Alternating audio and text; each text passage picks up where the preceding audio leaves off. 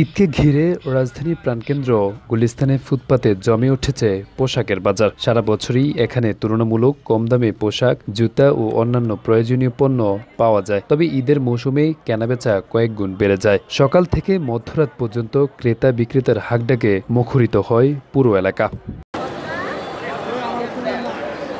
Bike চালন 100, দেখালন 100, এমন ডাকাডাকির সঙ্গে চলছে ঈদের পোশাক বিক্রি। পাঞ্জাবি, পায়জামা, shirt, pant, three piece, sari, lungi, জুতা, ব্যাগ সহ সবই মিলছে এই অস্থায়ী দোকানগুলোতে। মূলত নিম্ন ও মধ্যম আয়ের মানুষ সাশ্রয়ী মূল্যে পোশাক কিনতে এইসব দোকানগুলোতে ভিড় জমান। এছাড়া পবিত্র ঈদুল আজহাকে সামনে রেখে সব শ্রেণী পেশার মানুষ নিজ নিজ সামর্থ্য অনুযায়ী কেনাকাটায় ব্যস্ত সময় পার করছেন।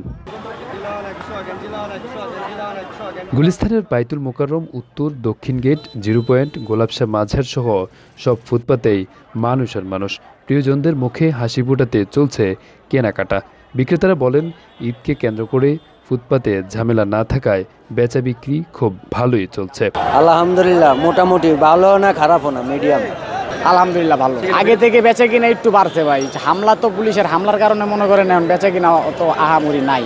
দোকানপাট লাগাইতে পারি না, এই যে অবস্থা খারাপ অবস্থা। একটু আগের মতন বেচা কিনা নাই, কম একটু মোটামুটি। তাও যা আছে আলহামদুলিল্লাহ চলাফেরা খাইতে পারে। ভাই চলছে আলহামদুলিল্লাহ ভালো। এখনো বেচা কিনা শুরু হয় নাই, কালকে ইনশাল্লাহ চলবে বেচা কিনা। ভাই আমাদের এখানে এখন কম, আগের মতন তো মানুষ নাই এখন, তো এখন আছে ভাই যা আছে আলহামদুলিল্লাহ। ঈদের আগে কিছুদিন গুলিস্তানের ফুটপাতে সবচেয়ে বেশি ভিড় থাকে, তাই শেষ মুহূর্তে ভালো বিক্রির আশা করছেন ব্যবসায়ীরা। আরাফাত হোসেন, যুগের চিন্তা, ঢাকা।